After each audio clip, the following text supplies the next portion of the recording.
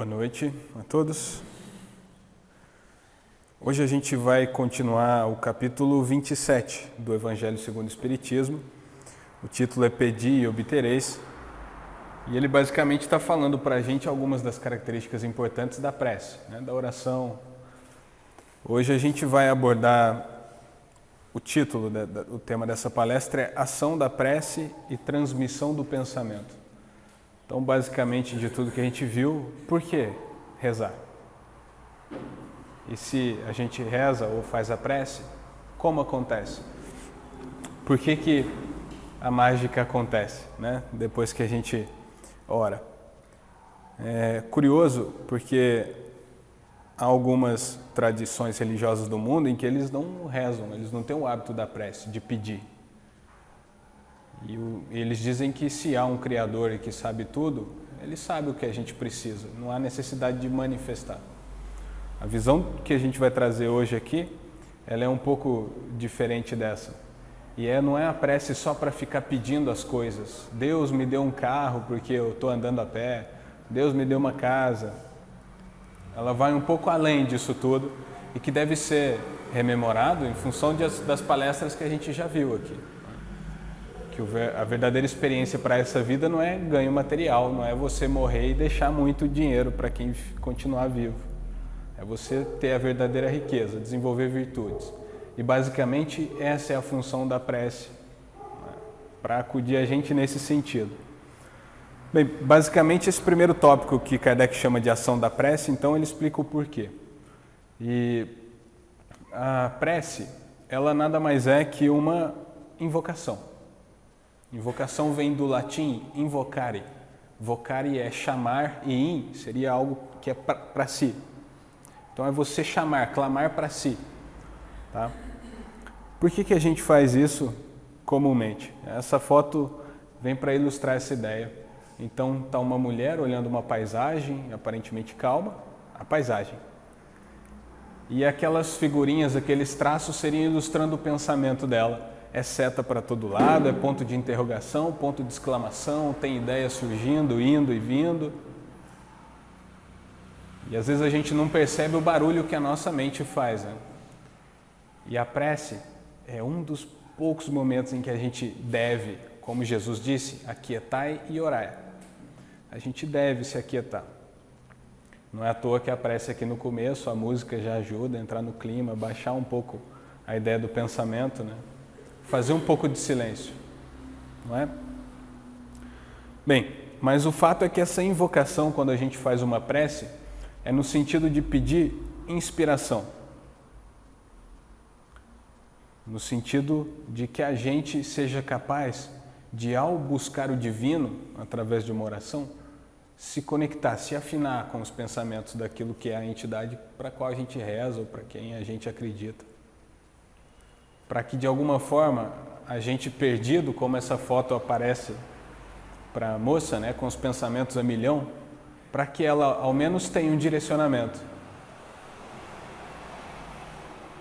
Tem uma música que eu lembro do pessoal cantar, que é uma criança encontra um padre, um Jesus, você tem que viver como Jesus viveu, sorrir como Jesus sorriu, e ao final do dia você será feliz. Basicamente, eu estou atropelando muita coisa da letra, mas mais ou menos é isso.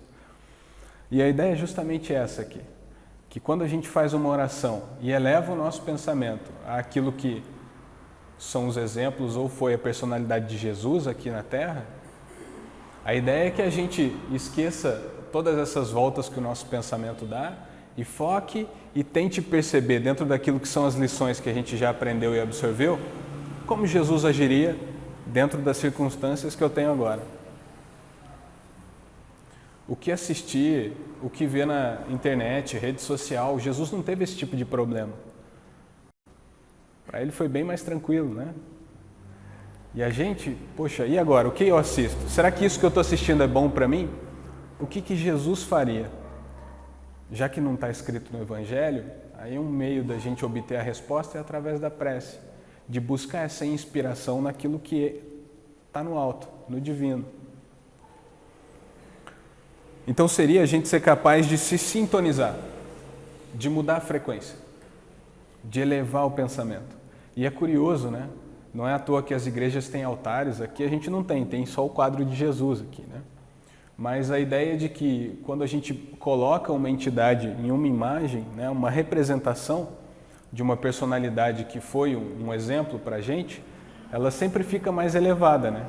Para a ideia de que a gente tenha que subir a nossa visão, você tem que focar para cima, para buscar aquilo que é o auxílio. Eu falei aqui em umas palestras passadas, né, que para baixo não é o santo que ajuda a ir para baixo. O santo ajuda a ir para cima, e é por isso que ele fica no altar. E a gente é que direciona o olhar para ele. A imagem, enquanto símbolo, é muito legal por isso. Para a gente ter, poxa, eu sou devoto de Nossa Senhora, então é legal eu ter uma imagem dela, porque facilita.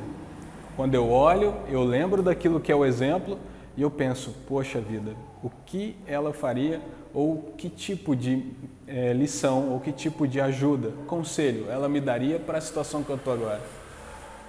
E isso serve para qualquer santo, qualquer personalidade que a gente acredite e venere, né? Sempre na busca da gente encontrar essa sintonia. Esquecer a bagunça do pensamento. Então, o fato da gente, quando a gente faz a oração, tem uns que não falam que não rezam, né? Tem que orar, não sei o quê, pedir, enfim. É tudo nesse sentido. A gente buscar aquilo que está superior a nós. Aqueles que já chegaram, já galgaram o degrau da evolução e que agora estão lá esperando a gente, dando os exemplos, querendo chamar. Bem-vindos, bem-vindos. Boa noite.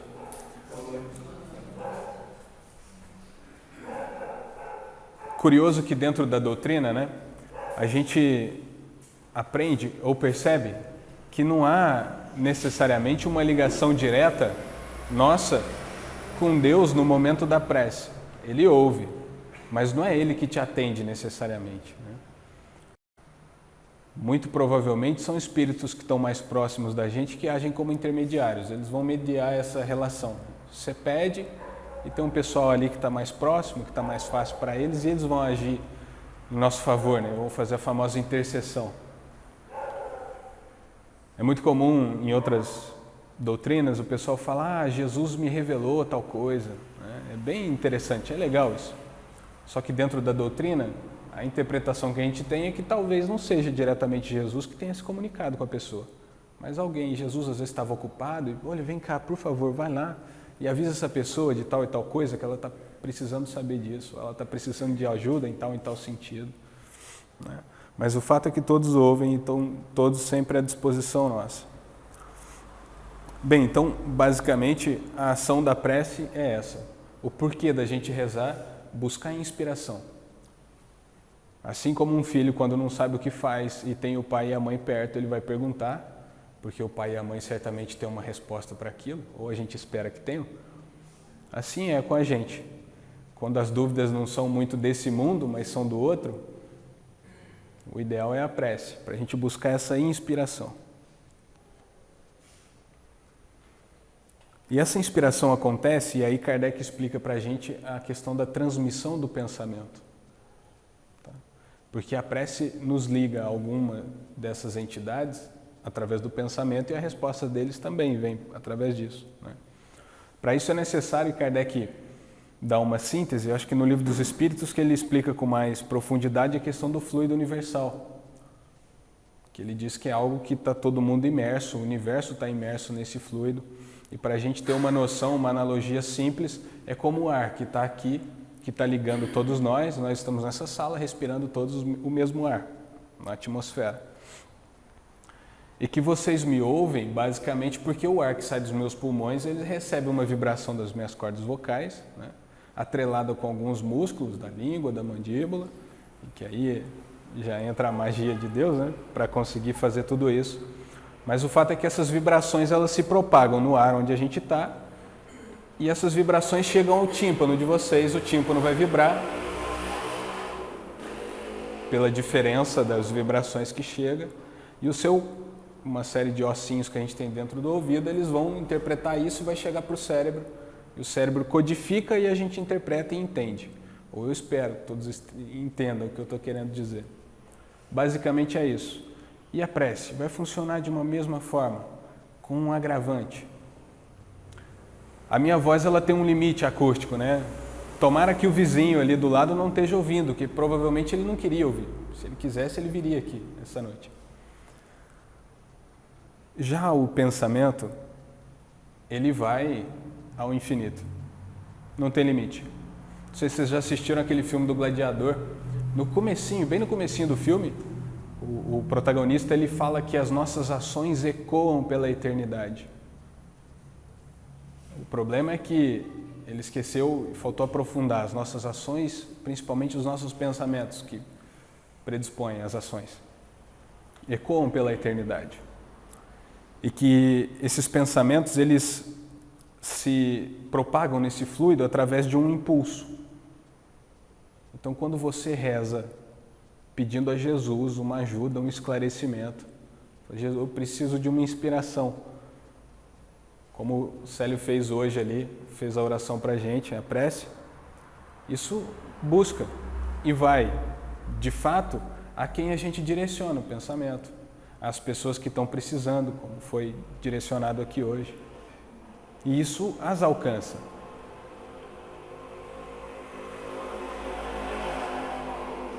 E aí a gente não precisa acreditar, é só fazer o teste. Tenta orar por alguém.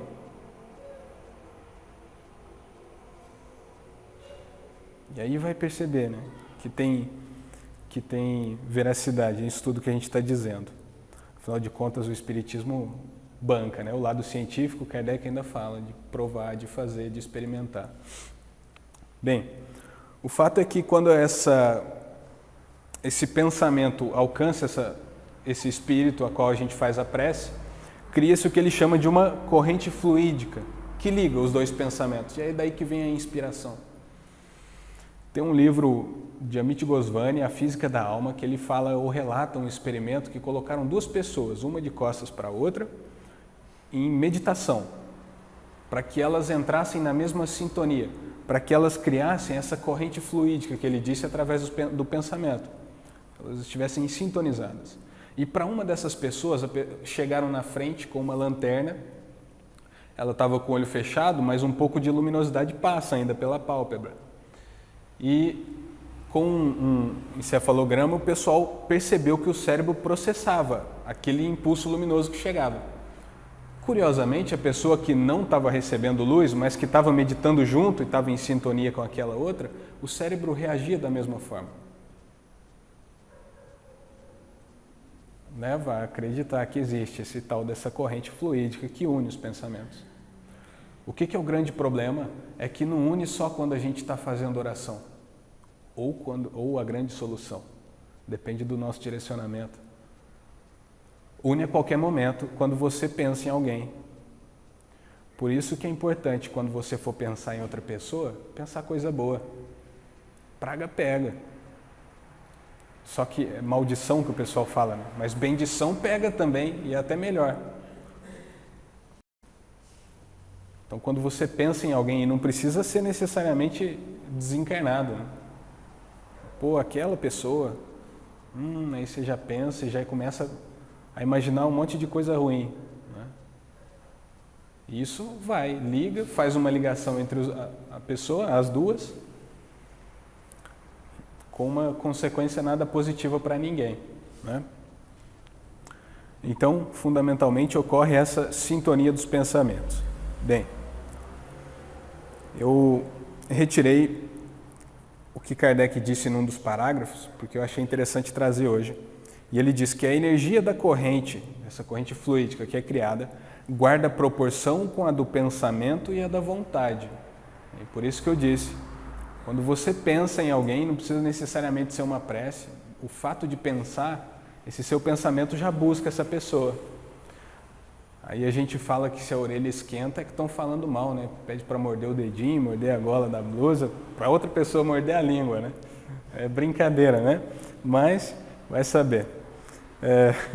Você vê que todo dito popular tem um fundo de verdade, né? Eu não sei se a pessoa morde a língua, né? Mas que às vezes a nossa orelha é capaz de captar né, calúnia, né, ou difamação, pode ser que seja verdade. Mas o fato é justamente esse, é a nossa responsabilidade de pensar e corrigir. Poxa, às vezes não é fácil você não pensar uma coisa ruim de uma pessoa que te prejudicou. Então tenta não pensar, muda o assunto, corta a conversa se alguém falar nessa pessoa. Buda já dizia que o pensamento é difícil da gente vigiar. Pô, Buda falou que era difícil, né? Você vê as imagens, tudo zen, tranquilo. Imagina a gente, que está igual aquela moça no começo, é seta para todo lado, é dúvida, é questionamento, é afirmação. Dizem que a gente tem de 40 mil a 60 mil pensamentos num dia, num único dia.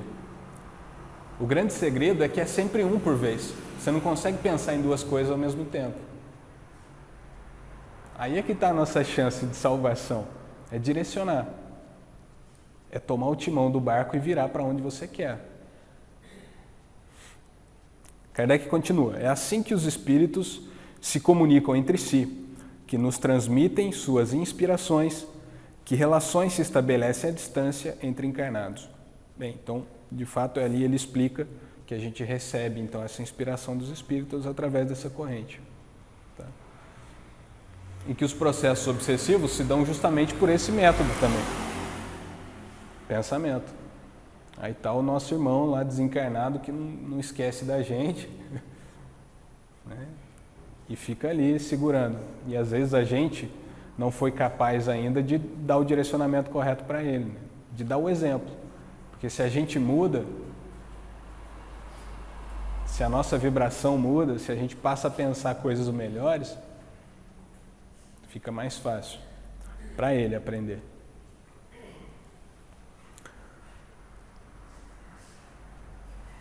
E ali ele chamando a atenção, né, para o estabelecimento dessa relação entre encarnados também. Tem um outro filme que chama A Vida é Bela. Não sei se vocês já viram. E a primeira parte do filme, né, a parte ainda feliz do filme, o casal protagonista, eles estão de namorico, né? E eles vão assistir a uma ópera e a mulher fica no segundo andar, num canto, num camarote, e o cara na plateia, no meio ali. E ele doido para que a mulher veja ele, né? E aí ele fica olhando e fica, olha para cá, olha para cá, olha para cá, fica repetindo para ela. E acaba que a pessoa vê, né? E não é incomum, na realidade, a gente tentar fazer isso, né? Você está num lugar, você não pode gritar, não pode chamar, você fica olhando para a pessoa, olha para mim, olha para mim, olha para mim, e pimba, né? Às vezes a pessoa olha, e olha meio desavisada, assim, parece que ela ouviu um sussurro, né? Fica procurando e aí te vê, né? Curioso. Bem, isso é um ensinamento do Buda que ele fala a respeito dessa condição do nosso pensamento e da responsabilidade que a gente tem. E que o mais legal, se assim como eu, vocês nunca tiveram pensado nisso, hoje a responsabilidade aumenta, como a gente já viu em outras palestras, né? Então Buda ensinou o seguinte para os discípulos: não tardará muito e este corpo jazerá por terra, abandonado, sem vida, inconsciente, insensível, semelhante a um inútil galho seco.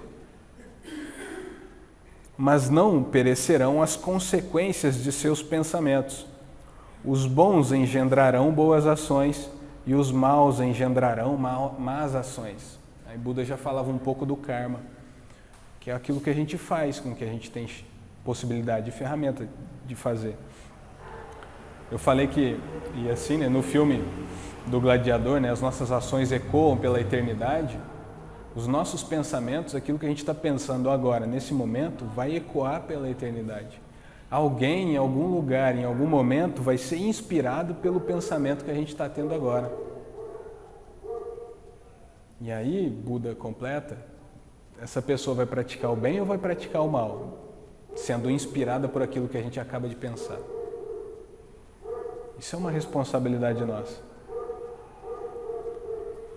Há algumas tradições que acreditam nesse aspecto evolutivo, né? Acho que tem até um livro que chama Do Átomo ao Anjo, né? Legal, isso é bom. Nesse sentido, se a gente parar para pensar, Buda já disse que esse corpo um dia vai virar um galho seco, inútil, não vai servir para nada. E os átomos que nos compõem vão ser diluídos na natureza e vão ser reaproveitados de alguma outra forma. Só que se eles um dia eles evoluirão e chegarão na condição angelical, eles estão passando primeiro por nós. Eles têm a chance, ao nos compor, de ser influenciados por nós. E aí, olha que legal, a gente pode acelerar o processo evolutivo de um átomo para ele desenvolver uma consciência de forma mais acelerada. Porque ele foi influenciado por nós de forma positiva. Porque eu tentava nutrir bons pensamentos, tentava praticar o bem, tentava fazer com que as minhas ações, o meu karma, gerasse coisas boas, que os desdobramentos das minhas ações fossem positivos, para o maior número possível de pessoas. Era o que o Buda pedia para os discípulos. Teve um movimento, ficou famoso, né, que é os padres do deserto. O pessoal ia para o Egito lá e ficava em meditação, para se aprofundar naquilo que eram as escrituras sagradas, para ver se eles recebiam algum aprendizado, né, se aprofundarem.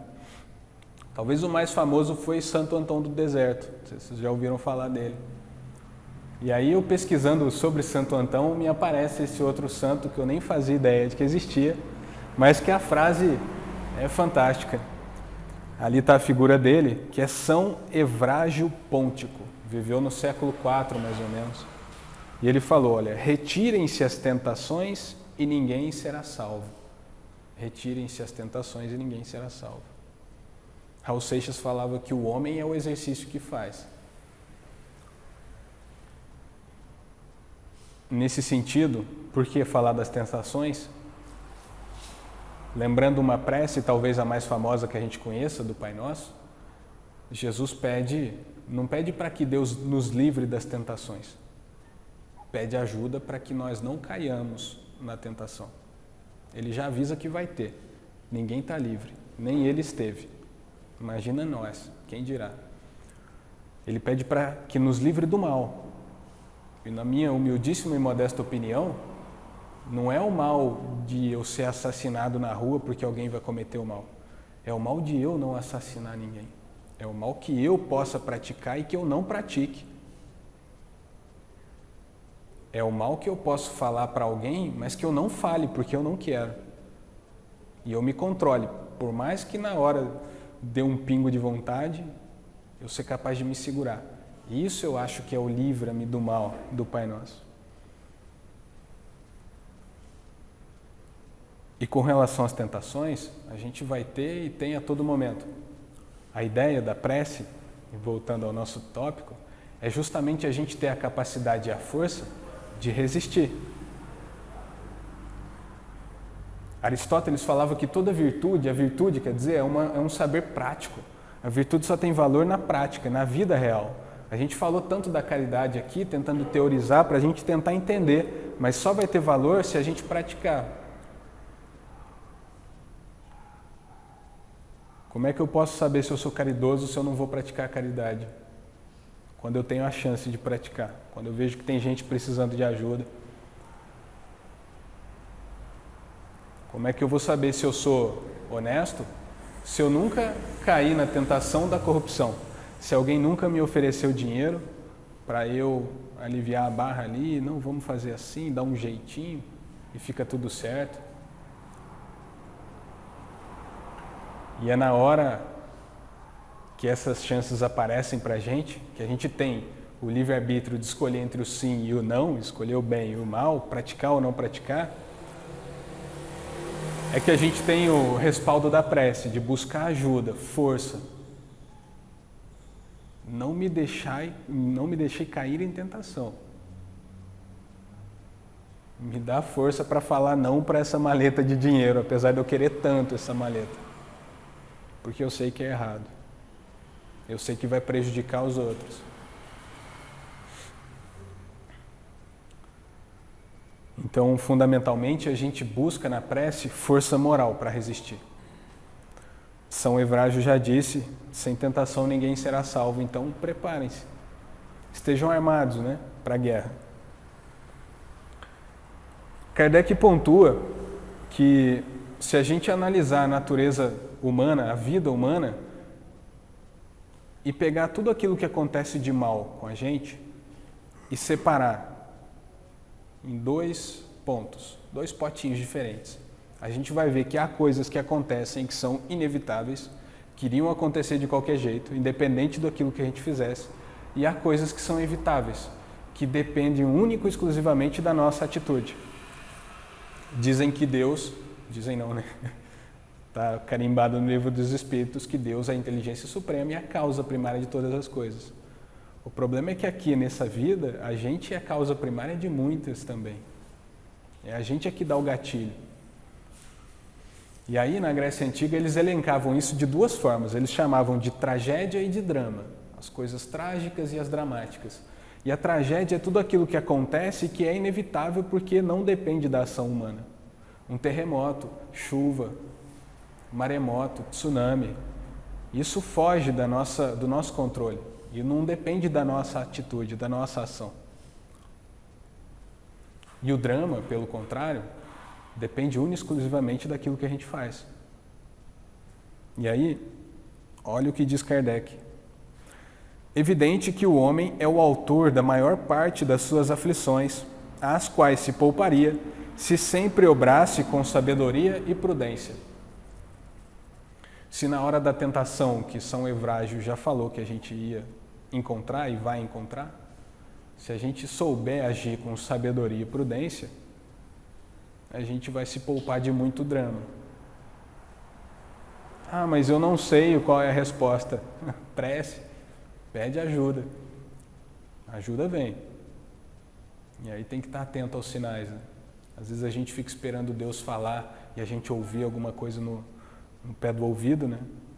Às vezes é alguém na rua passando, conversando aleatoriamente que te dá uma dica valiosa. Tem que estar ligado e estar pronto para receber isso de tudo quanto é forma, né? Quando Kardec fala isso, que a gente obrasse sempre com sabedoria e prudência, ele evoca uma das coisas básicas e que a gente aqui na nossa realidade percebe bem, que são as questões legais, tudo que diz respeito à lei. Olha, se você não infringir a lei, você não vai ter problema com a justiça humana. Se você não infringe as leis de Deus, as leis do universo, você também não vai ter problema. As leis da natureza, as leis da vida, escolham o tema que vocês mais gostarem. E essa foto é para elucidar justamente isso. Eu já dei esse exemplo aqui em outro momento, mas se a gente for sair daqui de Campestre para São Paulo, que é uma capital mais próxima da gente, de carro, se você conhecer todas as leis de trânsito, você vai daqui até o seu destino com sabedoria e prudência. Você vai respeitar a sinalização de velocidade, você vai dar seta quando for para ultrapassar alguém, você não vai andar na pista contrária. E às vezes a gente não percebe que as coisas ruins que estão acontecendo na nossa vida é porque a gente está andando na contramão, está querendo dar murro em ponta de faca. Não para, não reflete, não vê, poxa vida, está faltando, Deus não gosta de mim, porque olha o que Ele está fazendo comigo. E a gente aqui está dirigindo sem observar as leis. Pelo menos as leis de trânsito existem, que se todo mundo seguir, todo mundo sai do destino e chega, sai da origem e chega ao destino em segurança, perfeito. E a gente às vezes teima em não obedecer, né? Kardec continua, né? O que eles fazem não é afastar de nós o mal, o que os espíritos fazem quando a gente ora, quando a gente faz uma prece. Porém, sim, desviar-nos do mau pensamento que nos pode causar dano. Eles em nada obstam ao cumprimento dos decretos de Deus, nem suspendem o curso das leis da natureza. Apenas evitam que as infrinjamos, dirigindo o nosso livre-arbítrio. É você em dúvida pelo que seguir. Poxa, para ir para São Paulo, aqui no Trevo de Campestre, eu pego a direita ou pego a esquerda? Aí você não sabe, você faz uma prece. Ah, é a esquerda. Aí você pega a esquerda. Fica fácil. Não são os espíritos que pegou o seu carro e botou na esquerda. Foi você que virou o volante, porque pediu conselho e alguém te falou. Não, é a esquerda. É a mesma lógica, é o mesmo sentido. Ninguém vai fazer pela gente. Aquela história dos desenhos animados de um anjinho e o capetinha soprando no ouvido, vão ficar. A escolha é nossa. Você é livre para escolher.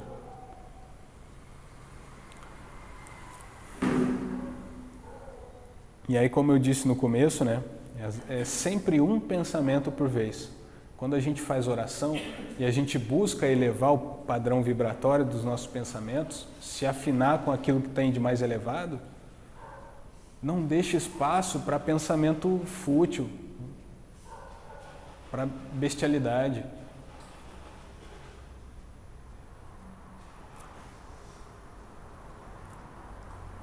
Repelida só o é a prece do orgulhoso que deposita fé no seu poder e nos seus merecimentos e acredita ser-lhe possível sobrepor-se à vontade do Eterno.